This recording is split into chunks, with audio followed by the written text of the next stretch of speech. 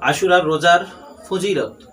আশুরার রোজার অন্যতম ফজিলত হলো عن أبي هريرة رضي الله تعالى قال قال رسول الله صلى الله عليه وسلم أفضل الصيام بعد رمضان شهر الله المحرم।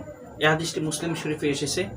আল্লাহ নবী সাল্লাল্লাহু আলাইহি সাল্লাম ইরশাদ করলেন যে রমজানের পরে সর্বোত্তম রোজা সেটা হলো আশুরার রোজা। সুবহানাল্লাহ সুবহানাল্লাহ। অন্য একটি হাদিসের মধ্যে আল্লাহ নবী সাল্লাল্লাহু আলাইহি সাল্লাম আশুরার রোজার দ্বারা বিগত এক বছরের গুনাহ মাফ করে দিবেন আল্লাহ তাআলা, এটাই কামনা করেন। এ বিষয়ে একটি হাদিস এসেছে, যে হাদিসটা মুসলিম শরীফে ইমাম মুসলিম রাহমাতুল্লাহ আলাইহি এনেছেন। ওয়া নবী কাতাদা রাদিয়াল্লাহু তাআলা قال قال رسول الله صلى الله عليه وسلم صيام يوم عاشوراء احتسب على الله ان يكفر السنه التي قبله। আল্লাহ নবী সাল্লাল্লাহু আলাইহি ওয়াসাল্লাম বলে দিলেন যে আমি আশুরার রোজা দ্বারা আল্লাহ রাব্বুল আলামিনের কাছে এটাই আশা পোষণ করি যে আল্লাহ সুবহানাহু ওয়া তাআলা এর বিনিময়ে বিগত এক বছরের গুনাহকে ক্ষমা করে দিবেন। সুবহানাল্লাহ। তাহলে আমরা জানলাম আশুরার রোজা দ্বারা বিগত এক বছরের গুনাহ ক্ষমা করে দেওয়া হয়। আমরা ইনশাআল্লাহ তাআলা এই দিন রোজা রাখার জন্য চেষ্টা করব।